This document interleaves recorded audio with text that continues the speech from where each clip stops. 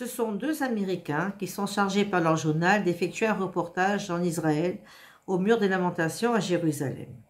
Donc ils prennent l'avion directement, ils vont directement à Tel Aviv, et de Tel Aviv ils prennent un taxi, ils se rendent à Jérusalem.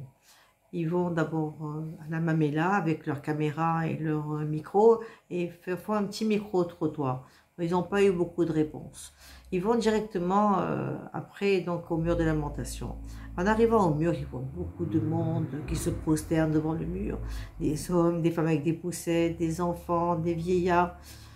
Ils se sont dit, mais comment on va poser ces questions? Comment allons-nous faire notre reportage? Et dans un petit coin, il y avait un monsieur qui priait avec son livre de prière et donc son talet. Il était juste devant le mur. L'Américain s'approche de ce monsieur et dit « Bonjour monsieur, j'aimerais vous poser quelques questions.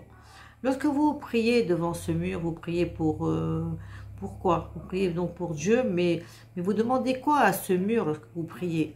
Ah, moi, monsieur, que je prie, je demande qu'il y ait la paix dans le monde, qu'il n'y ait plus de Covid, que les enfants aient de quoi manger, qu'il n'y ait plus de famine dans le monde et que les gens du monde entier se tiennent par la main et que tout va pour le mieux.